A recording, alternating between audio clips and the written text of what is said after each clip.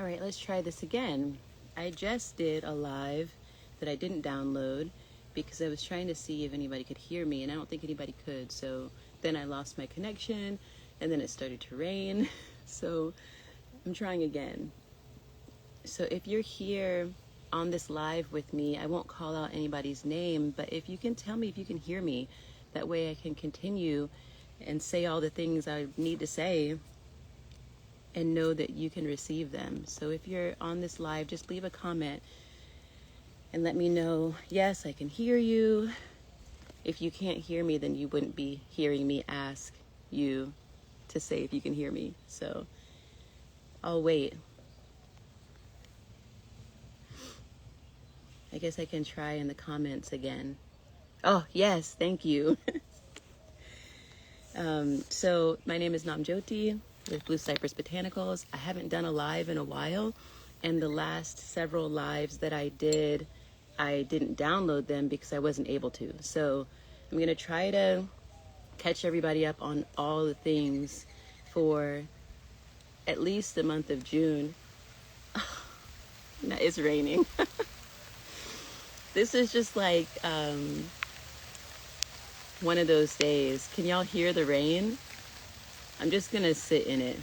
It's just sprinkling, so it's nice because it's been getting hot this morning. And I came out here and did a bunch of burning of things, and so there's like smoke over this way. Okay, that was just like a quick little drizzle. It's nice though because I'm sitting in the garden. But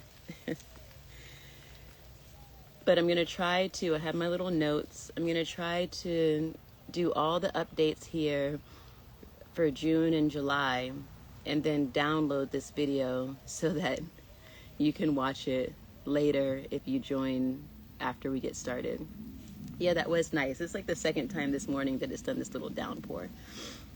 Okay, so first things first, I will be posting a June garden tour to my YouTube later today. And that YouTube is under Blue Cypress Botanicals as well. So if you're not on YouTube, I post some long form videos. I'll be posting a video there about the pocket grief dolls, and just longer videos that you can sit and kind of binge through, like if you're watching Netflix or something.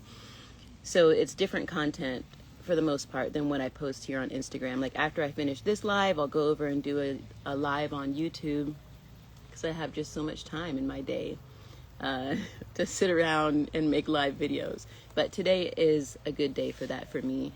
So the June garden tour is going to be coming. I'm sitting in the garden right now, but it's over there because this is the direction of the sun. If I had the garden in the background, then you wouldn't be able to see my face very well. Like the sun would be behind me.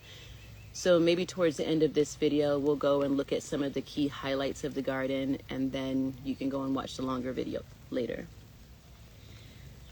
I have an Indigo Workshop this weekend. If you're local and you would like to come out and play with some indigo, I love teaching the Indigo Workshop because the process of working with indigo is just so magical. And I think oftentimes people just don't get to experience that. So I love doing these in-person indigo workshops. This one is the second one. Like the first one was called Blue Sky Earthbound. And this is part 2 of that series of classes where we are studying the language of resistance. And a lot of things come up for people when they hear that, indigo and the language of resistance. So in that class tomorrow, it's from 9 to 12 in Cedar Creek, Texas. So if you're local, there are, I think, 2 tickets left for that class. We'll explore this concept and practice of resistance as it applies to life, and also as it applies to working with textiles. So you can, if you want to attend that Indigo Workshop, you can go to my website at brimsandbaskets.com. Under the shop, you can even filter to have the classes show up, and you can sign up for that. it's women only, that class, because I'll be teaching at the Loom creative studio, and that studio only has workshops for women. So that's the reason for that. Next, on June 18th, I brought my calendar too. I'm trying to be organized, y'all. I just made a podcast yesterday, an audio journal in the Braided Path, the membership on my website, and it ended up being called, or actually I didn't call it Chaos and Order, or Order and Chaos, but we did talk a bit because I was in the garden and I got onto the topic of chaos and order as it applies to this garden space, because chaos and order are present everywhere. Hopefully we can keep them balanced, but I was just looking around my garden and it was so apparent to me the level of chaos and order that's happening here. So I'm trying to raise the level of order in my life to match the level of chaos, because when I'm working, things get pretty chaotic pretty quickly. And I'm looking at a red wasp over here. So in order to keep things in a state of homeostasis, I have to constantly be balancing my order and chaos. So on June 18th, which is next week, Thursday, I will be out with my brother Damon. I'm losing my sticky notes. Hold on. My brother Damon, who has a community called the Guild of the Silent Sword, and I was studying for a while some Haitian machete sword fighting, or machete fighting, and African sword fighting with him. And him and I have been talking about doing a collaboration for a while with my teaching style blended with his teaching style. So every year he does an annual event that's called Rooted in Resistance. I guess resistance is the theme right now, because we have Indigo in the language of resistance, and we have Rooted in Resistance that's happening next week. I hadn't put those two together, but I am now. So I will be teaching some movement and then doing a sound ceremony. And I'm really excited for that, because as a yoga teacher, and a lot of my students know this, a lot of my students and former students know that I have this thing about asana, where the physical postures of yoga, I started practicing yoga when I was like 13, and I was really into the asana. And I would come home from school in the afternoon and I would practice asana until it was time to go to bed. I even remember like being in a posture and falling asleep and waking up however long later, still in that posture, and being like, oh, I need to like get out of this pose. And then as I grew in my practice and I moved deeper into the study of yoga, and I started teaching, as the years went on, I started getting really serious about meditation and the 8-limb path of yoga.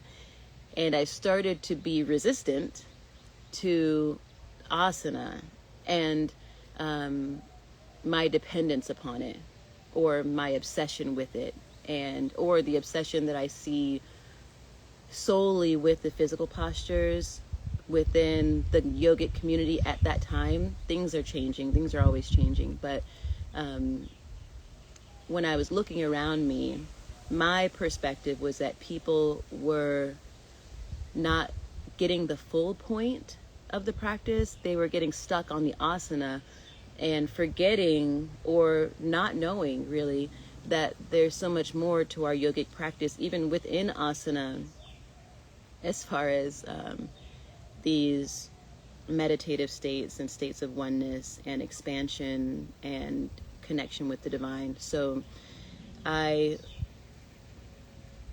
became resistant to asana and I stopped leading asana, really, I would only lead it when I had to. Like in a yoga teacher training, you can't just not teach the teachers how to teach asana, you know? So I would teach asana as needed, but mostly my focus would be on the meditative seat.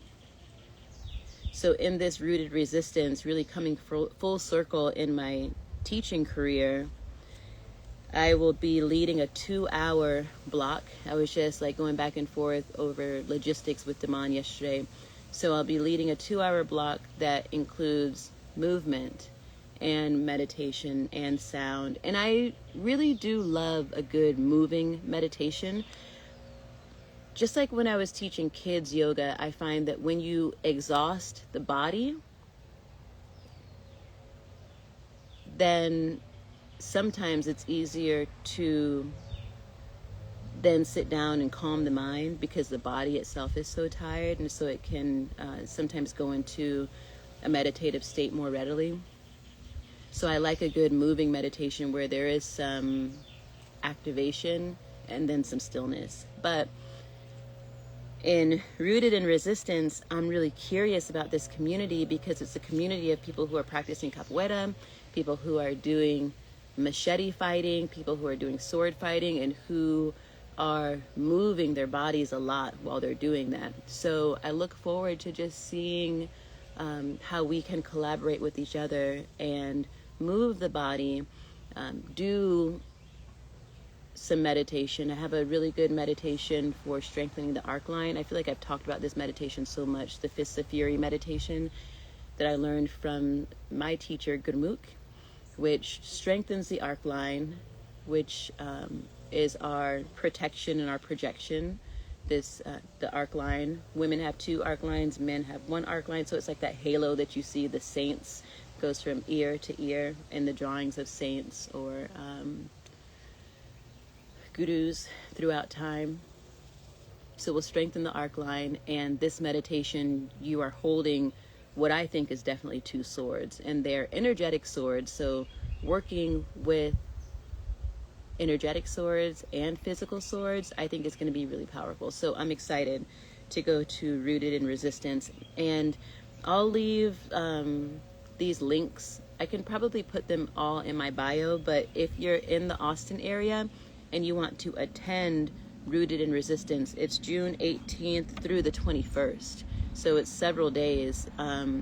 I will only be there on the 18th because I'm traveling out of town because my birthday is on the solstice, and so I won't be around for those additional days. But I'm stoked to be there for that day.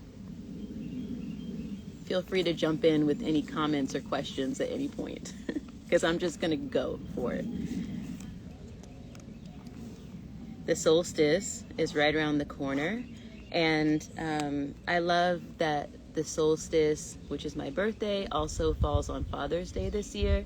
That's really special to me in particular because I remember as a kid growing up and as a young adult, every time when Father's Day would roll back around, you know, every 7 years, the solstice falls on Father's Day. And so I have really fond memories of the time that I would spend with my father when he was still embodied. And it was like a special time for both of us because it was his day and it was my day, and we would go and do something, even if it was something little, off together on our own. So I'm really excited for this Father's Day because it makes me feel closer to my dad. The newsletter. So if you haven't joined the newsletter, it went out yesterday. I try to send a newsletter out every month. I think I do. The last one was in May. This one was in June. But before that, I can't really speak to that if I sent one out every month. But that's my intention. And it's free. And it's short. It's like a page, you know. And in that page-long newsletter, I'm doing much like this, just telling you what's happening for the month. And I usually write a few paragraphs about just what's going on in the garden or what's going on in my own mind and my own experience, because I find that oftentimes there's a common thread amongst us as a collective. And so sharing what's going on with me might inspire someone else. So I try to do that in the beginning of the newsletter. If you want to get on the newsletter, I also send out when is the next shop update. And the shop update goes out to the newsletter between 24 and 48 hours before I announce it, like here on Instagram. So the reason why that's important is because when I post stuff on my website, it sells quickly. And if you're on the newsletter, you find out before the rest of the world. And so you can grab the thing that you want more readily than if you wait, if you're not on the newsletter. What else about the newsletter? Yeah, it's free. So if you go to my website, broomsandbaskets.com, scroll down to the bottom, then you can sign. It'll say like join our mailing list, something like that. Then you can sign up for the newsletter. That's how you do that. There is a doll sale on the website right now. My springtime heirloom corn husk dolls, which I believe are all indigo dolls. I think they're all dyed with indigo and then decorated with botanicals, and I tell each doll's story. I just marked those dolls down. So if you've been wanting to get a corn husk doll and you haven't been able to, then maybe the lower price might make it more accessible for you. So there are several dolls up there right now.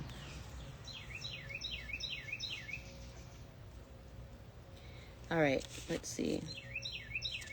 Let me see if there's anything else I want to talk about before we talk about the membership, because I'll be diving into a lot of information about the membership, and so I want to cover everything else first. So on June 27th, Siri Bahadur and I will be at Flow Yoga Westgate, and we'll be doing our sound and experience of sound again there. If you want to know where Siri and I will be, we're under Sirinam or Sirinam, and we have a website, sirinam.com, sirinam.com, and you can go there and see all of our events. That way, I don't have to flood you with Sirinam information here through Blue Cypress Botanicals. I'm pleased to announce that on June 28th, I will be teaching a workshop at the Bullock Texas History Museum in Austin, Texas. And it's a 2-hour class, so I'll be doing a little bit of talk about the history of brooms, and then we're going to make cake testers. So cake testers are tools that are made to mimic, like back in the way people would break off a piece of broom corn from their brooms to use to test to see if their cake was done, like how we use toothpicks nowadays or forks. And so the cake tester is a little bundle of broom corn where you can just snap off one of the broom corn pieces and test a cake with it. So it's a nice little tool to have in your kitchen that brings in a little bit of broom making history and that you can actively use. So that's at the Bullock, and I'll be there as part of their series of celebrating America's 250th birthday. All right. That's it for all my stuff for June that's on my calendar.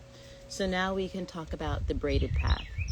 And I have mentioned the braided path before, but I haven't really gone into all of the details or made that big of a deal of it, because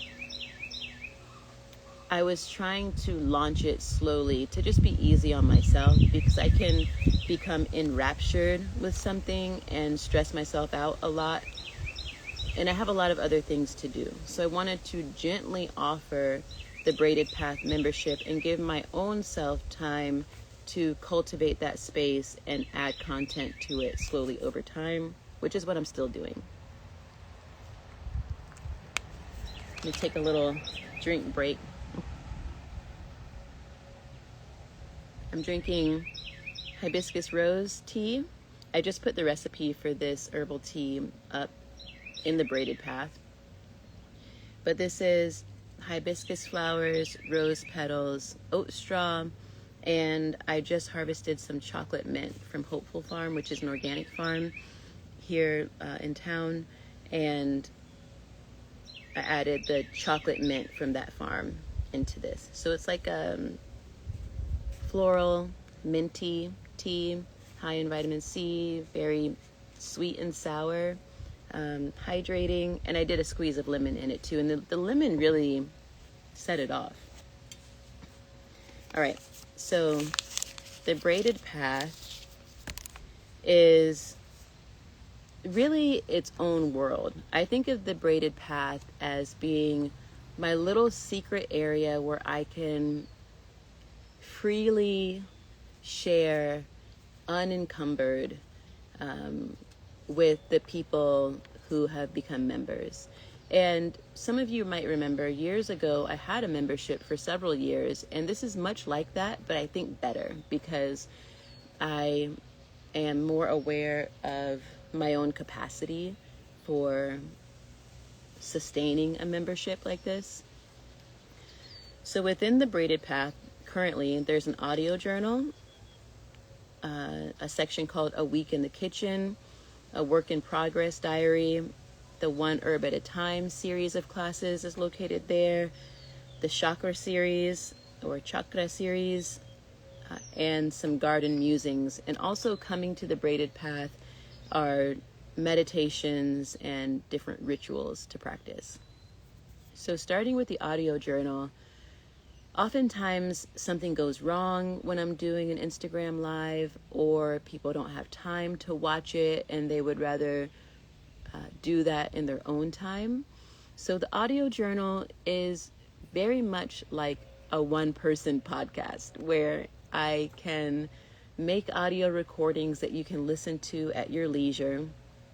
And it's basically me rambling about different things, much like how I'm doing right now. And like, so for example, the audio journal that I made yesterday, I think it was, I was talking about my experience going to San Antonio and working with the missionary catechists of Divine Providence, these Catholic nuns that have really just pulled me into their circle in such a loving way. And we talked about that. We talked about a little bit that was happening in the garden. We talked about mantra and meditation and Sanskrit and Gurmukhi mantras. And that was basically that. So I find that what I start doing is talking about what's on my mind, and then it comes together in some kind of way that feels complete, and then it ends.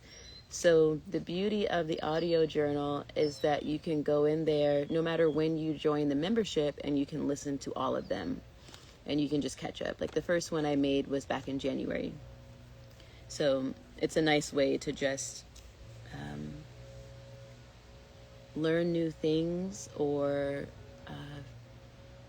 talk about new topics and be inspired. I talk about things that are inspiring me, and hopefully you might find some inspiration there as well.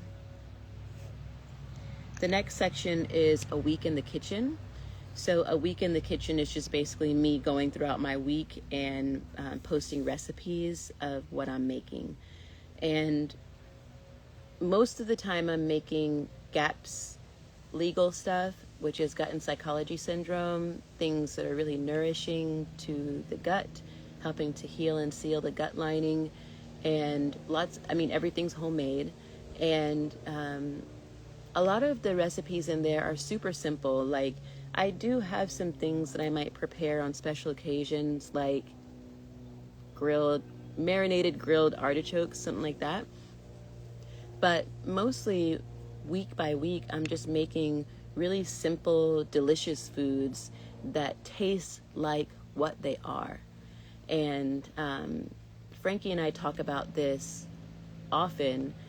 It's like sometimes when you go out to a restaurant, like it's really nice to experience the creativity of cooking.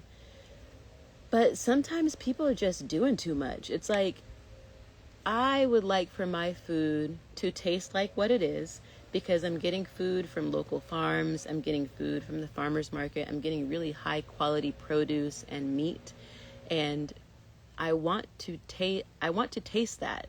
I want things to taste like what they are. Like, for example, if I'm going to make some roasted beets, I'm not going to smother them in balsamic vinegar. I'm not going to cover up that taste with something else. I want my veggies to taste like what they are, prepared really well and really simply. So that's a lot of my cooking style, is simple, down-to-earth food that's prepared really well in a way that highlights the natural flavors. Like, for example, learning how to use salt correctly. When we use salt correctly, salt enhances flavor. And so, or browning our meat. When you brown something properly, it brings out the flavor. Or making your broth using the bone of the animal. All of those flavors are enhanced when we do that. So just little tips that I've learned along the way of being a home cook for my family and being a private chef professionally. I've just learned a lot of different ways, and I've studied techniques from other chefs that have taught me how to make good food. So I share that there. And I don't give a lot of measurements because that's not how I cook. I might say a handful of this or season to taste with that, because I also want to encourage people who are learning to cook or exploring how to cook in a new way, helping people to develop that intuition when it comes to cooking, like to trust themselves as cooks, to be able to season a dish beautifully without following a recipe to a T. And recipes are just suggestions anyway. So I do give recipes, but they're loosely given so that you have freedom to play and flexibility to play within those recipes. So that's a week in the kitchen. And I am posting all kinds of foods, lots of herbal teas, and I just posted a homemade coconut milk. And it's basically like what I'm eating at the time. So it's really seasonally based and appropriate to the time and place. And you can also modify that based on where you live. So that's a week in the kitchen. The work in progress diary. I was calling it a gallery at first when I was describing it, but it's actually more than that. It's kind of more like a blog. So in the work in progress diary, I'm posting images of my work in progress that I'm not posting on Instagram or YouTube because they feel and have felt too personal, really. And I don't want to share everything with everyone all the time. I just don't. So having this own little world of the braided path and people that are committed to supporting my work, and like, so the braided path is $15 a month. That already shows a level of support and commitment to following my work and learning from me and supporting what I do that I don't see through Instagram or YouTube necessarily. And it's like, I'm also looking at the membership as, it's like cultivating a community of people that I can also get to know better. So it's much smaller than a big place like Insta. Has gotten a lot bigger for me over the years, which is great and beautiful. And I'm happy that you all are here. But I also like the small, intimate things where I can open up and be a bit more vulnerable. So, like sharing more about my process with the pocket grief dolls and exactly what I can put into language around my own experience with grief. In particular, when my mother left her body in 2021, like, I don't necessarily want to share that here on Insta, but I'm okay with sharing that in the braided path because it's smaller and more intimate. And not just things around my own grief process, but just like the latest series of brooms that I'm working on. That feels really close to me and really personal, and I don't want to share that with everyone. So, man, this weather just shifted into something really beautiful. I think maybe it's about to rain again, or we're under a cloud, but this is nice. This is a really good moment. So that's the work in progress diary. I am moving towards things that feel exciting and that feel easy. I'm moving towards the yeses. You know, I'm not going to push myself to do something that doesn't feel quite right or that's a little off. If it's not in alignment, I'm not going to move towards it. So the braided path is an example of that. I'm watching my son. I'm just like, he's going for a walk, which is great. The braided path is that for me. It feels clean. It feels clear. It feels in alignment. And so I'm moving towards it. The One Herb at a Time series is in the braided path. And there's some old videos in there. I had to go and like find them because I don't have the old laptop I used to use. I just don't have all the content in my old website. I don't have any of those audio journals or any of the content from my old website, which is okay. You know, it's okay to let things go and move forward. But I had all of my One Herb at a Time workshops in Vimeo. So I had to go like resubscribe to Vimeo so I could download all my videos and take them to the braided path. So right now in there, there's Ocotillo. When I went to the Chihuahuan Desert out in Terlingua, Texas, and harvested a bunch of Ocotillo, the flaming sword, and I came back and showed how to process that. Even when I watched that video, I was like, dang, that's a great video. Like, mainly because Ocotillo isn't growing wild here in Central Texas. So I had to travel like 9 hours away. And I'm just like, man, I was really doing it back then, like going and making all this content. And so I'm showing how to process the inner bark. And I think we made a tincture. Oh, and I harvested the flowers because when I went to Terlingua that year, it was June. And so all the Ocotillos were in bloom.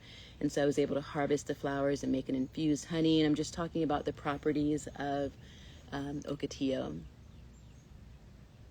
Yeah, it's a great video. So that one is up there. The prickly pear video is up there, which is also really good, showing how to harvest. Especially harvesting prickly pears takes some time to really, it took me years to develop a good technique because I tried a lot of different things and then I kind of put a bunch of those things together to create my own way that I felt worked best for me, that could keep me out of contact with the glochids as much as possible, because those prickly pear spines are really intense and a lot of them are just microscopic. So learning how to prepare prickly pear tuna safely is really important.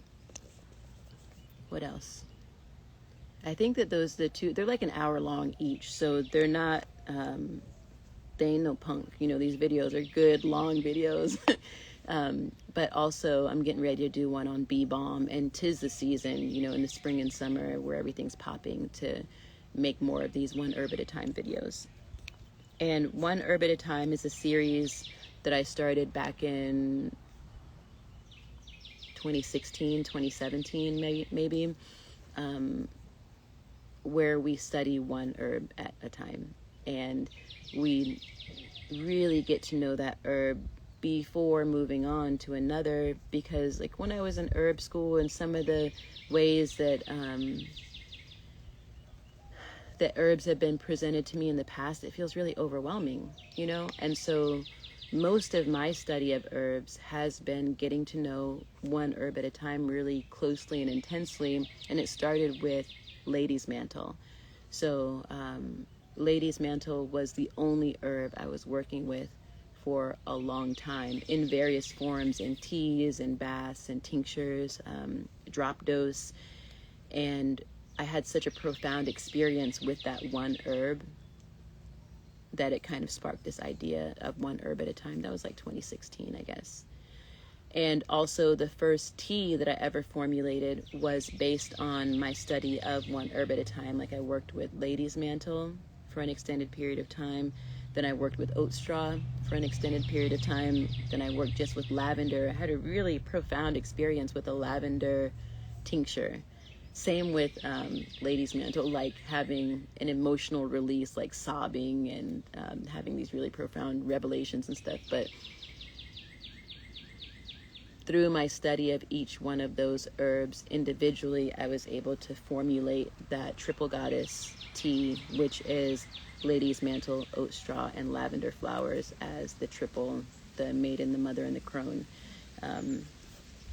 So I'm really passionate about that one herb at a time series because I think it makes herbalism more accessible to people when you're not given this whole long materia medica of information and expected to memorize it. Instead, it feels more like you're getting to know a new friend. You know, like I don't rush through trying to get to know someone. That you can't do that anyway. You have to take your time over time to get to know someone. And so that's how I like to approach these plant spirits, because they have their own history, they have their own medicine that they carry, they have their own personalities, and so I want to get to know them like my friends. So that's one herb at a time. It's raining again. This is like the best time to sit out here and do this video. And my phone's not overheating. This is wonderful.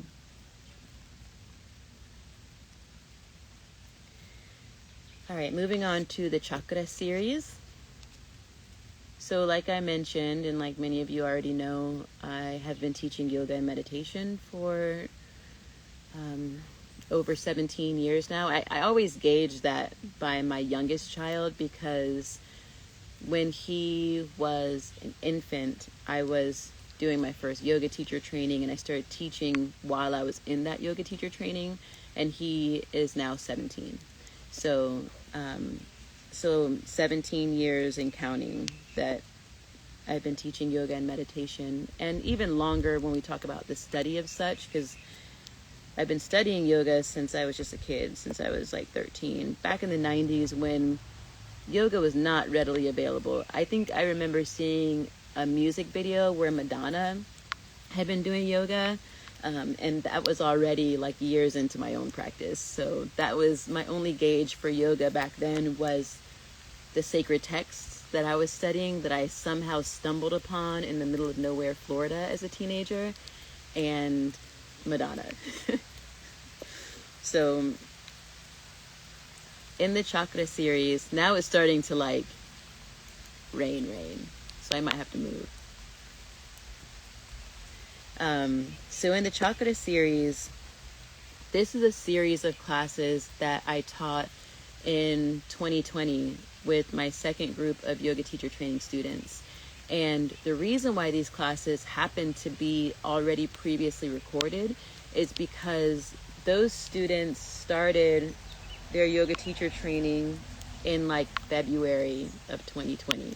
And as we know, shortly thereafter, the whole world changed and people stopped gathering in person. And as a teacher, I was just like, whoa, I don't know what's going on right now. But we were meeting once a week in person, and I was like, let's just go online for now until we can sort out what's happening. And that's what we did. So we started having virtual classes for the beginning portion of the yoga teacher training.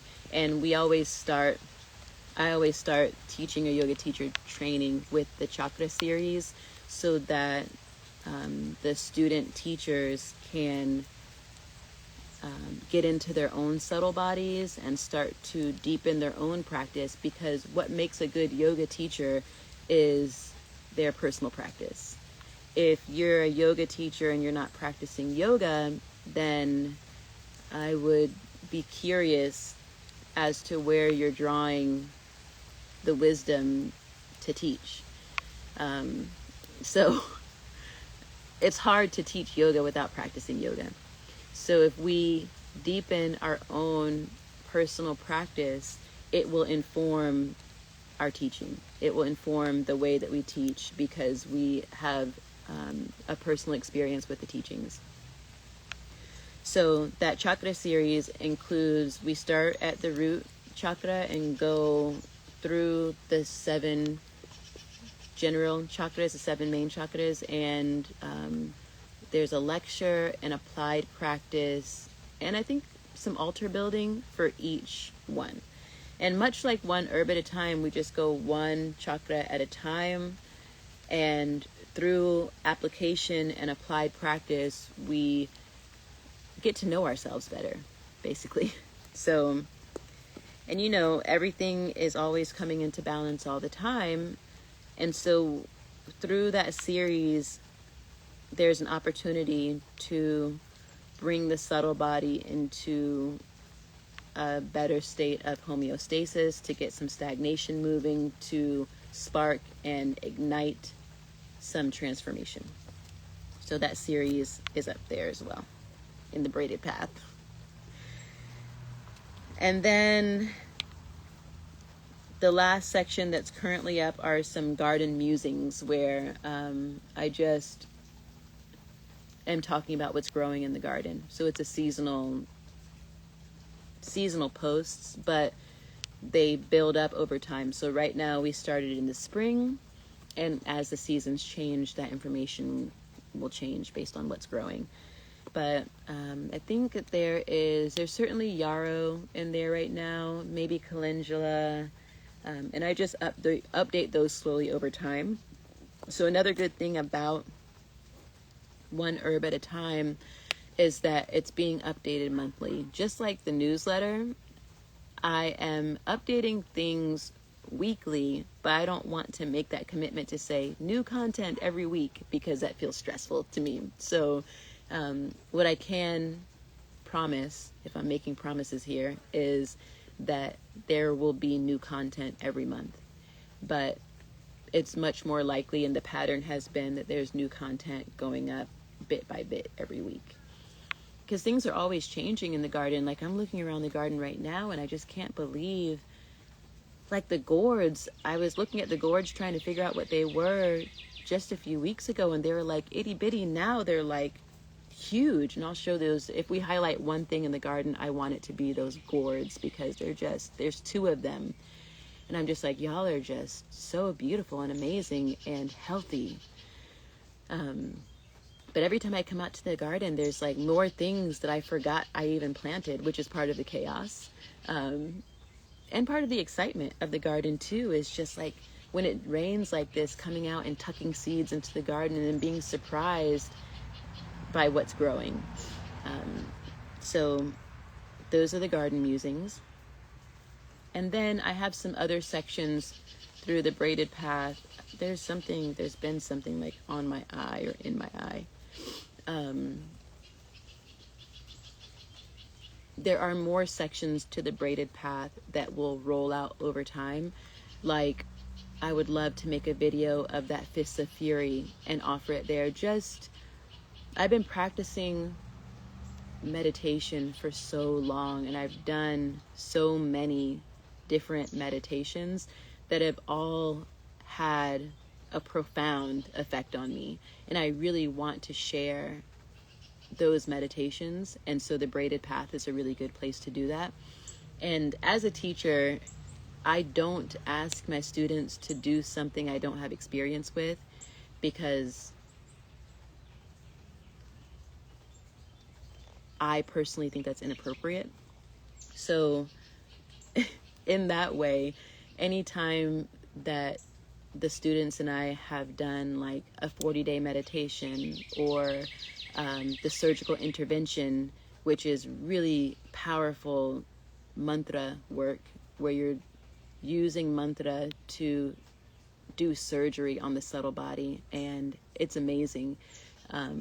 Or doing Fists of Fury, or doing meditations for self-love, or just doing that White Swan meditation. Any of these meditations that I'm offering are meditations that I've practiced for extended periods of time, 40 days or longer.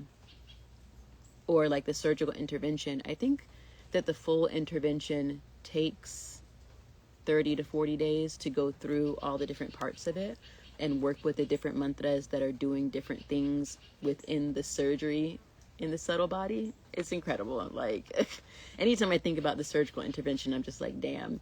And I taught that class in person a couple of times to the yoga teacher training student teachers, and also just like as more concentrated workshops.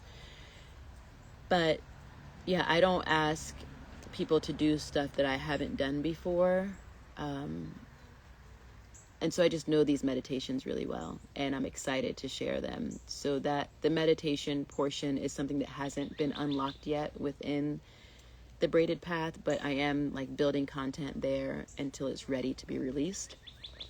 And then I also want to share some more like ritual work and ceremony work in a way of like lecture style, but also applied practice, different rituals and practices that you can do. And then if you feel called to offer them in the work that you do as well, then that would be a good place to share that too. So ritual and ceremony work.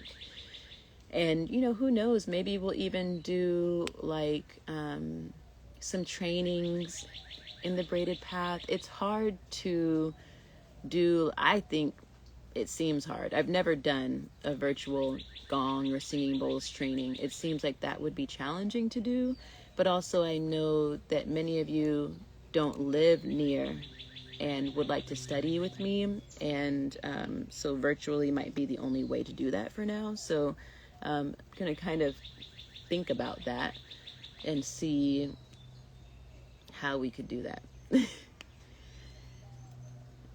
Okay, so that's the Braided path.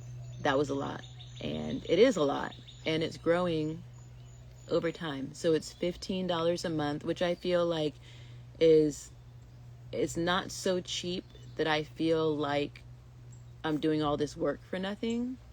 And it's also not so expensive that it's inaccessible for people. So I was kind of playing around with the price. $25 a month felt like too much. $20 felt like too much. $10 didn't feel like enough. So just kind of trying to find the sweet spot, and $15 a month felt like a sweet spot for that. Because then I'm motivated to create content, because this is my full-time job, and you don't have to break the bank to get the information. Any questions? I can't really tell who's up here. I see some people who have joined, but I don't know if everybody's still here or where people are. But if you're just jumping on, you can always go back and watch the whole thing from the beginning later on if you want. But let's step into the garden now that it's like nice and cool. The birds are singing. There's a nice cloud overhead. It's not too hot. I haven't gotten bitten by not nary mosquito, which is a miracle. Knock on wood. So we'll step into the garden for a second and look at the gourds. I'll maybe show you the little watermelon flowers. And then if you want to see the full garden tour, I'm probably about to record that after I finish this live, because it's such a good time of day right now. All right, so let's turn the camera around.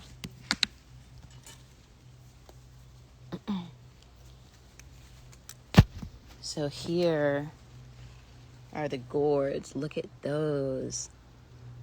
Like, here's my hand. So this bottom part is like as big as my hand, and then it's got this whole, and they're so like heavy and sturdy. I just can't even believe these guys.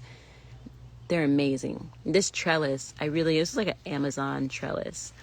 You can see I'm like right on the street. This is my little, I've been calling it my little urban garden. And if we come around here, these are watermelons. They really started to take off recently. I just planted 2 watermelon seeds. I got these watermelons from Feilani over at Bird's Nest Box. and she actually sent me some seeds. And I was like, girl, how did you know? I was about to place an order with you. And she was like, the ancestors placed this order for you, and I just sent it. So I love that. Here's some of that Fox Farm Grow Big. I've been using this periodically, watering with it. And then I also got like a dry plant food. The zinnias, I've been coming out here cutting them, and I just stopped so I could make a video of some of them in bloom. But right now, I just picked one yesterday to give to a little baby that was visiting me, so I don't have any zinnias in bloom. But you can see them coming. It's so beautiful.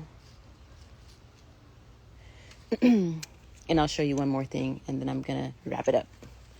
The experimental flower bed is doing its thing. It was an experiment, and the experiment is going off right now. All of these are marigolds, and they were so crowded in here. I was like, I don't know, should I pull some up? Should I try to make some space? And I'm really glad I didn't, because the ones that want to flourish and reach for the sun, like survival of the fittest, I guess, but they're doing their thing and blooming, and it's just really beautiful. Let me see if I can show you how tall everything is, like really tall coming out of there. All right, I'm gonna go. Thanks for watching. Thanks for sticking around. And if you've joined later, thanks for joining. So the key points is that, to give an overview in conclusion, later on today or maybe tomorrow, if you want to see everything that's happening in the garden, it'll be like a 20-minute rundown of all the things. You can find that on YouTube at Blue Cypress Botanicals. Go to the website if you want to see all of what's happening. I love you too, Erica. The website, broomsandbaskets.com. See what dolls are on sale. See whatever else has changed up there. And that's where you can look at the braided path, and I give like a description of each little thing. I think within the menu, if you click on the main menu, you can click on join the braided path, and it'll give you a rundown of the stuff. I see a little rainbow. Do y'all see that rainbow? Are you kidding me? What a magical experience. I don't know if y'all can see that or if it's just on my end, but that looks cool. And the braided path was really the highlight. Rooted in Resistance with Gilda the Silent Sword, and Indigo in the Language of Resistance. If you want to jump into that workshop, it's in person in Cedar Creek, Texas tomorrow from 9 to 12. All right. Thanks for sticking around. Thanks for watching. And I hope that your day is full of miracles and magic. Just open your eyes and look around. Talk to you later.